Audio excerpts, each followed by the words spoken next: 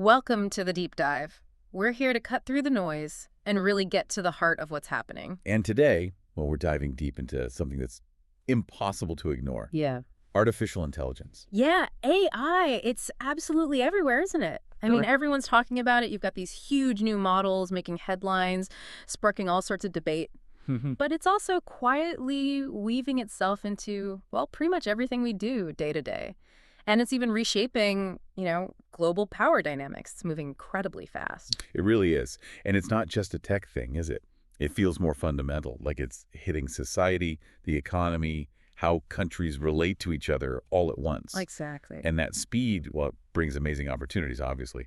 But like any huge shift, Yeah. there are some complex challenges, too, things we really need to get our heads around and deal with proactively. Absolutely. So to help us unpack all of this, we've pulled together some really fascinating sources. Gives us a pretty comprehensive look, actually. Today, we're going to look at the cutting edge stuff, the new AI models, what the big players are up to, how these tools are changing the game. Right. Then we'll dig into how AI is already disrupting traditional industries. We've got a great example there. And how it's affecting financial markets, too, which is, often overlooked, but super important. Definitely. After that, we'll look at what governments are doing, trying to get workforces ready for this AI future. And then some pretty surprising stuff about how AI is reshaping social interactions, especially for teenagers. Yeah, that sounds interesting. And finally, we'll break down the big geopolitical race for AI leadership. The US, China, battling over what AI's future looks like for all of us. So our mission here really is to pull out the key insights from all this material. We want to help you understand what AI actually means right now, the big questions it raises, the ones we should all be asking, and what it might mean for, well, everything.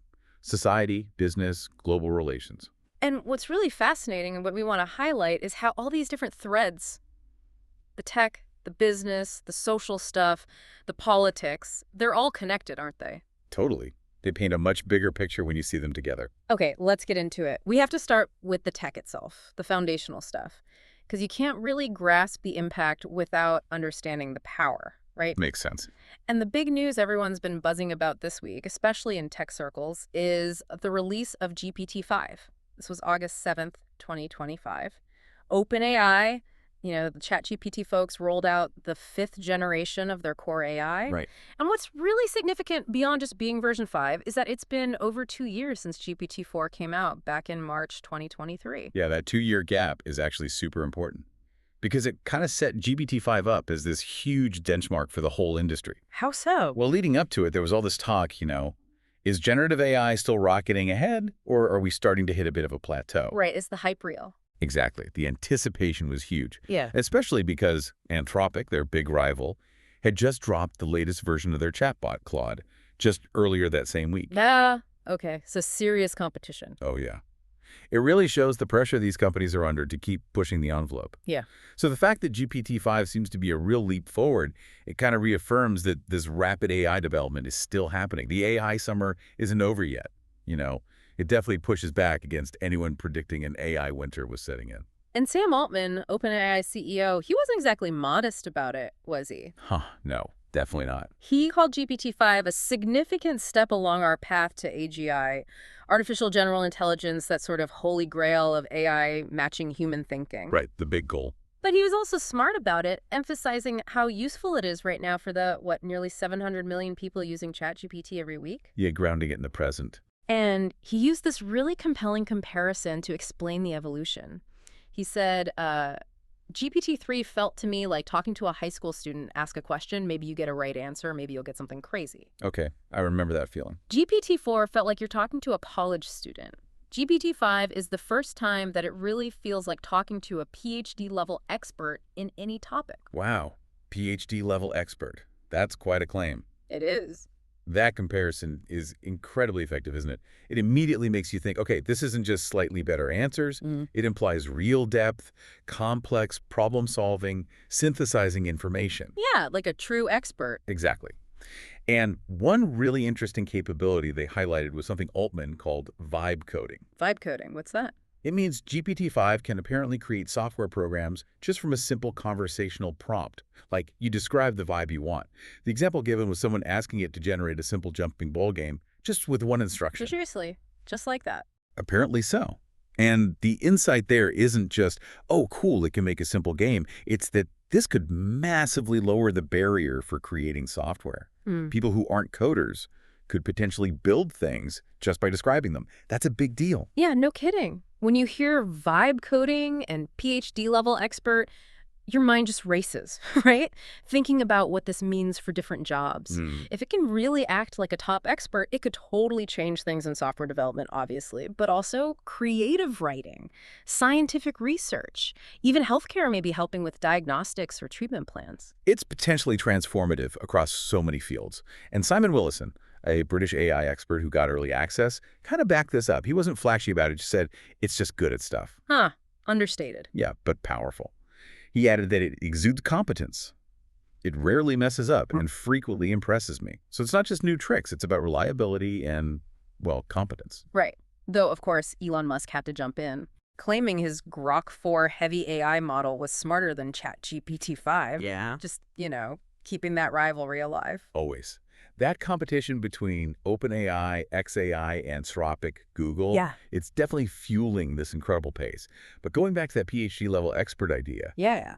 it suggests AI models that can seriously assist with, maybe even handle, tasks that usually need years of specialized training, complex reasoning, creative thinking. So what do the human experts do then? Well, maybe it frees them up to focus on higher-level strategy, real innovation, or the things AI still struggles with: emotional intelligence, nuanced judgment, tricky interpersonal stuff. Okay, so it's more collaboration than replacement. That's the optimistic you. The insight for you listening is that this isn't just about automating tasks away. It might be redefining expertise itself, how human intelligence works with these increasingly smart machines. And it also makes you wonder about access. Could this democratize high-level knowledge in totally new ways? Interesting thought. Okay, so this new level of AI power raises big questions about how it can be used. And maybe more importantly, what's it actually doing for businesses today, not just theory. Right, let's ground it. Let's look at a concrete example, the insurance industry. We've got this piece from The Motley Fool, August 8th, looking at Lemonade. They're an insurance tech company. And what's key here is that AI isn't new for them. It's been core to their operations since they started way back in 1993. Long before the current AI hype. That's right. Lemonade is basically built on AI. They're really shaking up the insurance industry, as the article says, by using AI heavily for everything. Getting quotes, processing claims, figuring out premiums accurately. So the goal is speed and convenience, making it less painful than traditional insurance. Pretty much. Creating a much faster, smoother experience for customers compared to the old guard. The ones often bogged down by slow, manual stuff and endless paperwork. The key insight is AI isn't just a tool for them to cut costs. It's their main differentiator. It reshapes the whole customer journey. And they have some killer examples of how this works in practice. It really shows a difference. Like if you need a renter's or homeowner's quote, you chat with their AI bot, Maya. She gets you a quote in under 90 seconds. Wow. 90 seconds. Real time, personalized, no waiting on hold. And then if you need to make a claim, their other AI Jim, can process it and even pay it out in less than 3 minutes, often with no human needing to step in. Okay, under 3 minutes for a claim payout. That's almost unbelievable compared to the usual hassle. Exactly. Think about the typical process. Phone calls, forms, waiting. This is instant. Anyone who's filed a claim knows how huge that difference is. It's not just faster, it removes all the friction. And beyond making customers happy, the AI runs deep in their actual operations, right? That's where the real edge probably is. Yes. They use these AI-powered lifetime value models, or LTV models, fancy term, but basically sophisticated algorithms. What do they do? They calculate the odds of a customer making a claim, or switching insurers, or maybe buying more policies from Lemonade. So they can price risk much more accurately from the start. Precisely, which is a massive advantage in insurance. Plus, these models spot which products or areas aren't performing well. So management gets real-time data to tweak costs, adjust offerings, and basically maximize their revenue and underwriting profit. Smart. And they're in quite a few markets now, aren't they? Yeah, renters, homeowners, pet, life, and car insurance. So the AI is pretty broadly applied across their whole business. And the numbers seem to reflect that this AI-first approach is working. Oh yeah, the numbers are strong. They hit a record 2.7 million customers in Q2 2025. That's up 24% year over year. And that growth actually accelerated from 21% in Q1. So Momentum is building. Okay, accelerating growth is always a good sign. What about the value of the policies? Their in-force premium, or IFP, basically the total value of all their active policies, hit a record $1.08 billion in Q2. That's up a hefty 29% year over year. 29%. Nice. And get this, it was the 7th consecutive quarter where that IFP growth accelerated. Wow, 7 straight quarters of accelerating growth? That's really impressive. It suggests they're really hitting their stride. Exactly. It's not just growth, it's compounding momentum. Shows strong product market fit, effective customer acquisition. The whole package seems to be working. And crucially for insurance, is it profitable growth? Or are they just buying customers? How's their loss ratio? Great question. Their gross loss ratio, the percentage of premiums paid out in claims, came in at 70% in Q2. 70%. How does that compare? It's actually better than their own target sweet spot of 75%. So the insight here is their AI isn't just fast. It's really good at predicting and minimizing risk. That's the key to making money in insurance. Right. That's huge. And that flows through to revenue, I assume. Directly. Record revenue of $164.1 million in Q2, up 35% year over year, comfortably beat their own forecast. In fact, they were so confident they bumped up their full-year revenue guidance for 2025 by over $50 million. Okay, raising guidance significantly is a very bullish signal. Definitely shows confidence. Now, on the bottom line, they're still showing an adjusted EBITDA loss about $40.9 million in Q2. Still losing money then? Yes, but that loss actually improved from $43 million the year before. So they're moving in the right direction. Efficiency gains seem to be reducing the losses. Plus, they have over $1 billion in liquidity. Ah, so plenty of cash runway to keep investing in growth without needing to raise more funds immediately. Exactly. Gives them breathing room. It's interesting, too, looking at it from an investor angle, the stock apparently jumped 30% after this report. It did, on August 5th. But, and this is a key takeaway, even after that surge, the stock is still 70% below its record high back in 2021. Ah, the crazy tech bubble days. Right. Its price-to-sales ratio, which kind of measures valuation, fell from over 90 back then to just 6.1 now, which is near its cheapest level ever since they went public. So the argument is, despite the recent pop, it might still be attractively valued for long-term believers in AI disruption. That seems to be the angle, yeah. Especially if you believe their long-term vision. They want to grow that in-force premium tenfold to $10 billion over the next decade. $10 billion. That's ambitious. Very. But when I look at Lemonade, what really strikes me is how AI isn't just tweaking things. It's genuinely redefining how a whole industry works, making it faster, more efficient, and honestly, more accessible for us as consumers. Yeah, it really underscores the real-world impact AI is having right now. It's not some far-off future tech. It's driving real business value and investment opportunities today. It's a fantastic case study of AI moving from, labs and experiments into the core of a business, changing how services are delivered and managed. And those efficiency gains, the better risk assessment, it's not just saving the company money, it's making the customer experience genuinely better, which feeds back into growth. It's AI moving from theory to practice, creating tangible value. Okay, so AI is transforming industries, showing off these incredible new capabilities. But what about the wider impact on society, especially on, say, the younger generation and just their daily lives? That's a crucial area. And this is where it gets really, really interesting. We saw a Fox News report published August 8th, 2025, highlighting some pretty striking findings from a new study about teenagers using AI companions. AI companions, like chatbots designed for conversation and emotional support. Exactly. And the numbers are kind of startling. Nearly 3/4, 75% of teens aged 13 to 17 have tried one of these digital companions at least once. 3/4. Wow, that's huge adoption. It is. And it's not just a one-off try. More than half keep using them regularly, and about 1 in 8 use them daily. Daily use. Okay, so this isn't a fringe thing at all. It's becoming pretty mainstream for that age group. Seems like it. And the reasons teens are flocking to them, the study suggests it's because these AI companions are always available, they listen without judgment, and they never push back. Ah, okay. I can see the appeal there, especially for a teenager navigating all the usual pressures, social stuff, school, figuring themselves out. Right. Having something that's just there. And non-judgmental.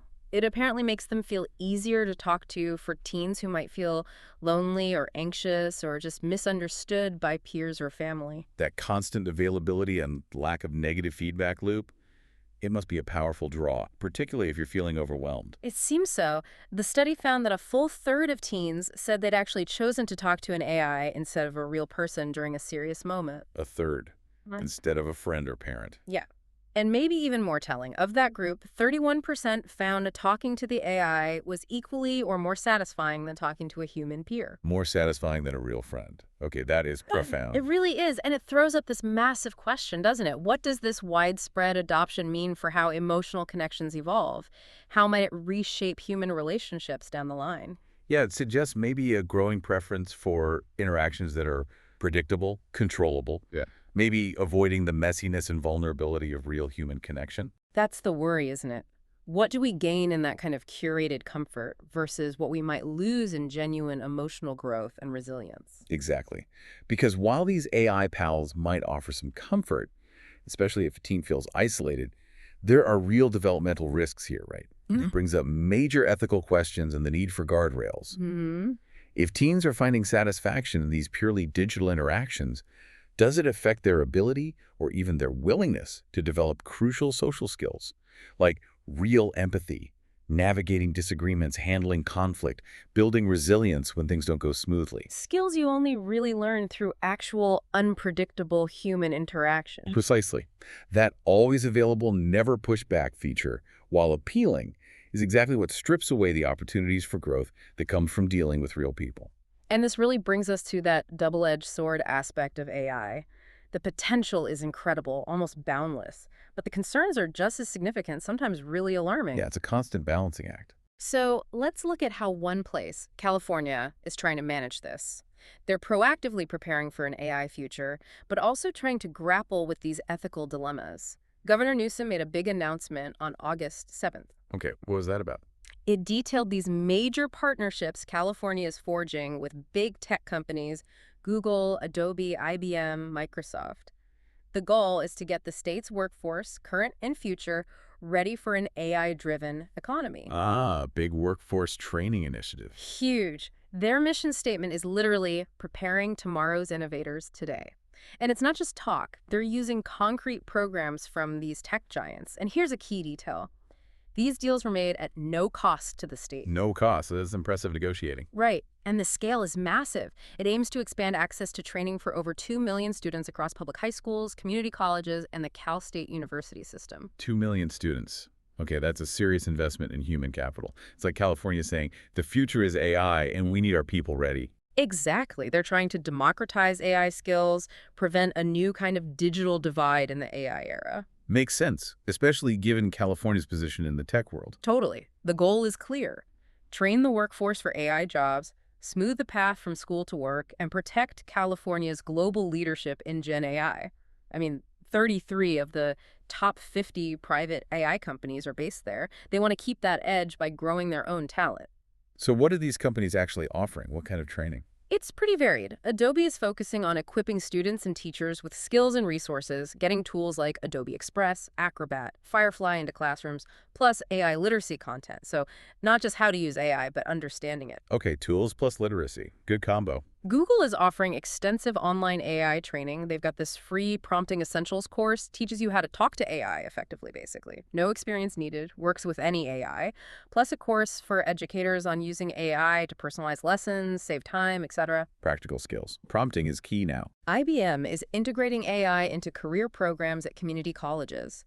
It's thinking about faculty training, giving access to industry credentials via their Skills Build platform, setting up regional AI labs, offering short certificates in high-demand areas like AI, cybersecurity, data science.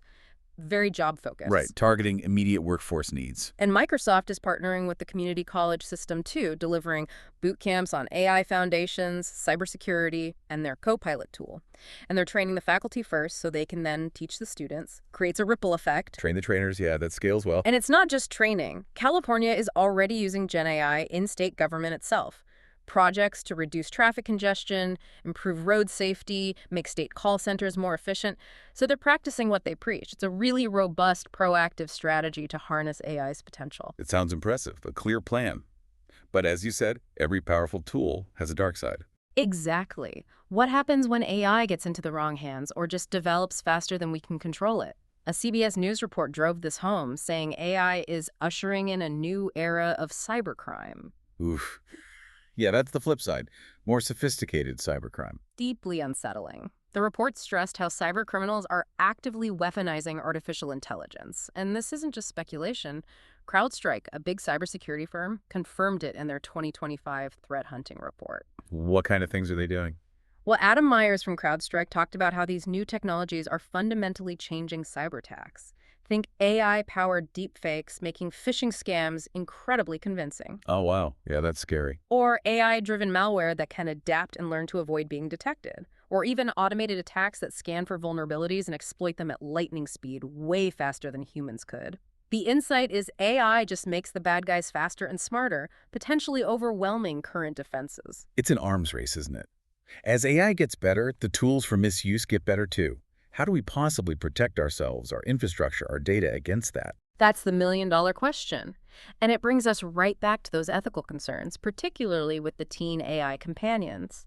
Because harm isn't always malicious hackers. Sometimes it's the unintended fallout from technology that's rolled out too quickly without enough thought. Right, the risks aren't just theoretical there. No. Researchers and child development experts are raising red flags about these AI companion platforms for teens, specifically a real lack of safeguards. Like what? Like weak age verification, letting kids get on easily, really poor content moderation so inappropriate stuff gets through, and limited tools to even spot if a user is in crisis, like expressing suicidal thoughts or severe distress. So they're not equipped to handle the serious issues teens might bring to them. It seems not. Investigations found actual cases of AI companions generating inappropriate content, engaging in sexualized role play, giving harmful advice. Oh, that's awful. Yeah. In some cases, they totally failed to flag clear signs of mental health struggles or even gave responses that could make things worse instead of pointing the user towards real help. And beyond those immediate harms, there are the developmental risks we touched on. Exactly. Experts worry that relying on these always agreeable digital pals could actually hinder emotional growth. If you never have to navigate disagreement or difficult conversations, how do you build empathy? How do you learn compromise? How do you build resilience? You miss out on crucial learning experiences. You do. And the long-term implications are, well, kind of staggering. An industry study found over 80% of Gen Z respondents would consider marrying AI in the future. Marrying AI. Seriously. Seriously. Many apparently believe these tools can form deep emotional bonds. It makes you ask really fundamental questions about how the next generation will define relationships, trust, intimacy. Are we conditioning people to prefer algorithms over messy, complex, real human connection? That's heavy thought. It's a potential redefinition of something core to being human. It is, and it really contrasts sharply with California's efforts to build an ethical framework, doesn't it? It really does. It highlights that urgent need for balance, push innovation, yes, but build in strong ethical guardrails and safeguards, especially for vulnerable groups or critical functions. Governor Newsom's 2023 executive order on ethical, transparent AI and that California report on frontier AI policy, they're trying to create workable rules based on actual analysis of the tech's risks and capabilities, a push for responsible innovation. Which is crucial, because these challenges and opportunities, they're not just happening within California or the U.S., they're playing out globally. There's a huge geopolitical dimension to this AI race. Okay, let's unpack that geopolitical chessboard, because the stakes are incredibly high here. The Atlantic Council put out an analysis on August 7th, breaking down what they call the dueling U.S. and Chinese AI action plans. Both came out in late July 2025. Dueling plans. Sounds confrontational already. It kind of is. This isn't just about who builds the coolest AI. It's about who sets the rules, who defines the standards, and whose vision for an AI-powered future wins out globally. So what's the U.S. plan like? It's called Winning the AI Race, America's AI Action Plan, released July 23rd. And it's broad. Covers strengthening U.S. industry, fostering innovation, building AI infrastructure, plus international diplomacy focused on U.S. exports, U.S.-aligned standards, and national security. Okay, comprehensive. What's the underlying philosophy? It clearly sees AI mostly as an economic engine and a pillar of national security, rooted in ideas of open innovation, private enterprise, and alliances among democracies. The classic Western model, basically. Pretty much. But the source describes the approach as ambitious, and some would say aggressive. Aggressive how? Well, it includes tightening chip export controls, which are already a sore point, and notably pressuring allies to fall in line with U.S. restrictions, sometimes even under threat of penalty. Ouch, that won't win many friends. Probably not. The plan also aims to create dependencies on U.S. tech products around the world. The source even notes an antagonistic tone towards partners, seeing them maybe more as customers or obstacles than collaborators. It feels a bit like a zero-sum game approach. Okay, and how does China's plan compare? China's plan, the Global AI Governance Action Plan, announced July 26th in Shanghai, is narrower but very strategically focused. It's all about international governance, standards, norms. They laid out 13 points for multilateral and bilateral cooperation. It's more focus on the rules of the road globally. Exactly. And their vision is fundamentally different. They see AI as geopolitical infrastructure, centralized, sovereign, and aligned with its Belt and Road-style diplomacy. Ah, connecting it to Belt and Road makes sense. Extending influence through tech. Right. China emphasizes sovereign compute power, data control, and state-led development. The government leads, the government controls, not private companies first. A very different philosophy. What's their ultimate goal with this global governance plan? The analysis suggests it's to eventually replace the current rules-based international order, the one shaped by Western democracies, with an alternative that's centered on state control using technology as the lever. Wow, that's ambitious. They talk a lot about sovereignty while also engaging in places like the UN to try and bend the rules-based international order toward its state control model. They position themselves as a voice for the Global South, using AI diplomacy, offering infrastructure, training, open-source tools. Like the Huawei AI in a box example you mentioned. Exactly. Offering tech solutions to developing countries, often with financial incentives and training that promotes China's approach. It's a long game. So the core insight here is, this isn't just tech competition. It's a clash of ideologies, right? Right. About how tech should be governed and used globally. Precisely. The Atlantic Council calls it a battle between rival digital worldviews. State control versus openness, markets, liberal norms. And their conclusion is stark. A fractured landscape is inevitable. A digital world splitting into different zones with different rules. Seems likely. This ideological fight will shape the global AI ecosystem, which principles guide AI, and whose vision ultimately wins out. For you listening, it means the internet, the tech you use, even how information flows could look very different depending on who gains the upper hand. Given that deep divide, is there any room for cooperation? Or is it just pure rivalry?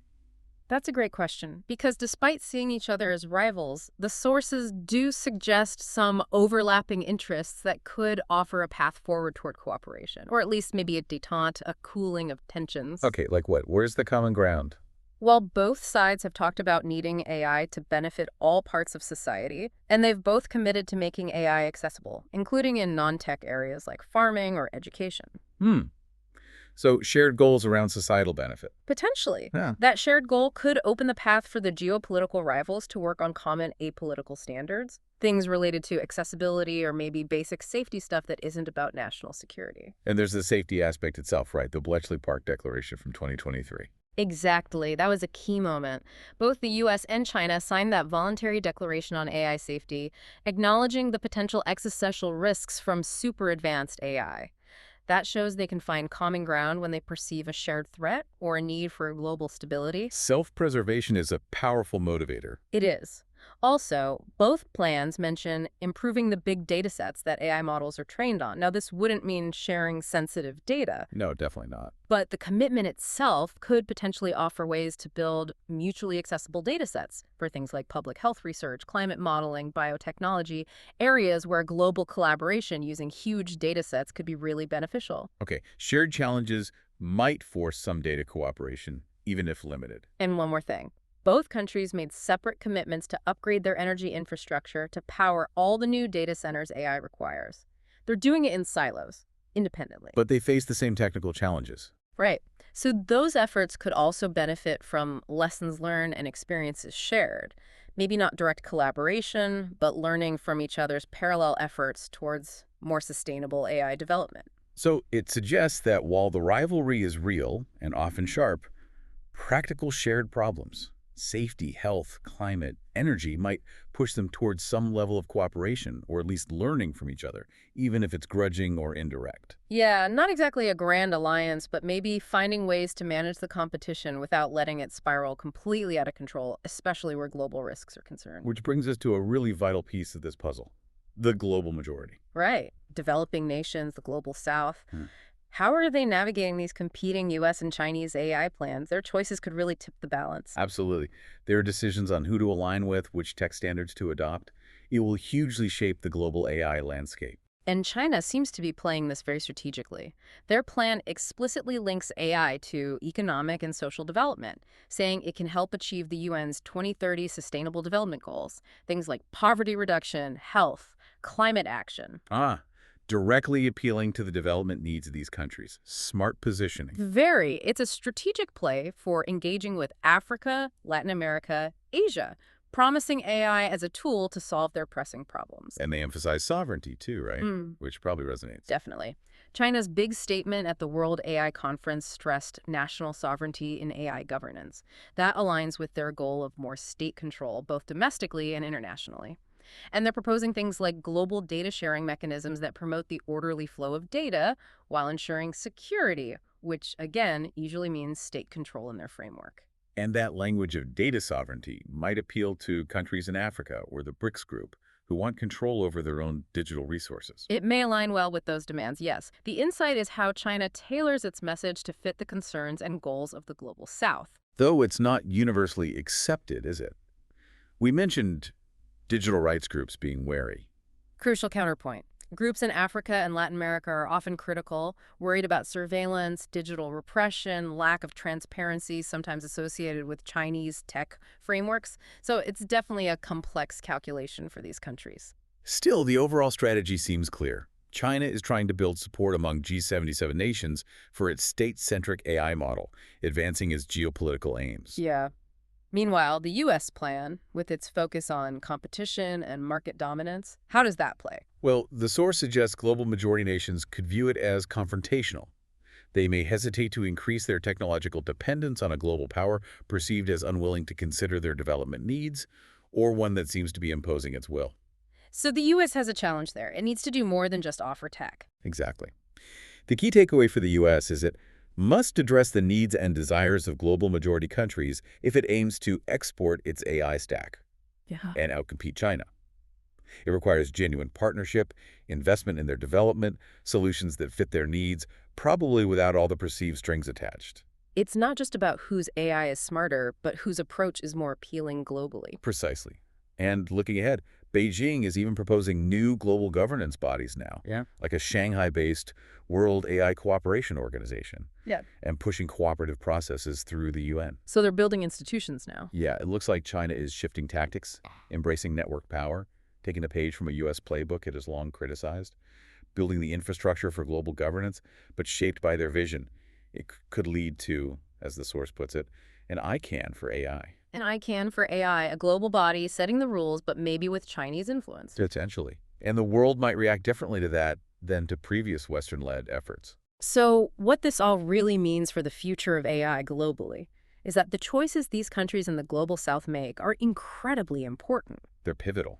Which models they adopt, which rules they align with, who they partner with it, will determine which digital worldview becomes dominant and how AI actually impacts billions of lives. It's this tangled web of tech, economics, and geopolitics, and the world's majority holds a lot of the cards. Wow. It really is a global chessboard, isn't it? Far bigger than just the tech itself. Absolutely. Okay, so we've covered a lot of ground today. From the truly mind-bending capabilities of GPT-5, that PhD-level expert, redefining what AI can do. Right, to its real-world impact, like how Lemonade is using AI to completely transform the insurance industry, making it faster and more customer-friendly. Then we looked at the complex, sometimes worrying effects on human connection, especially among teens with these AI companions, both the appeal and the potential downsides. And we explored the proactive steps being taken, like California's massive effort to prepare its workforce, contrasted with the rising tide of AI-driven cybercrime and the urgent need for ethical guardrails. And finally, we dove into that intense geopolitical competition between the US and China, not just over tech dominance, but over the fundamental rules and values that will shape AI governance globally. So whether you're listening as an investor looking for the next wave, an educator shaping young minds, a parent trying to navigate this new digital world, or honestly, just anyone trying to make sense of how fast things are changing. AI is undeniably here. It's shaping almost everything, from our most personal interactions right up to global power structures and economies. It really touches every level. So the big question we leave you with, maybe, what stands out most to you from all this as AI keeps accelerating at this breakneck pace? Yeah, what's the priority? Will we collectively manage to focus on building those ethical guardrails, finding ways for responsible global cooperation? Or is the pull towards pure technological dominance just too strong? Will we end up in that fractured digital future where different parts of the world operate under totally different AI rules and principles? It's definitely something to think about, to mull over, as we Yeah. all continue to navigate and adapt to this, well, this completely new era we're entering, an era fundamentally being shaped by artificial intelligence.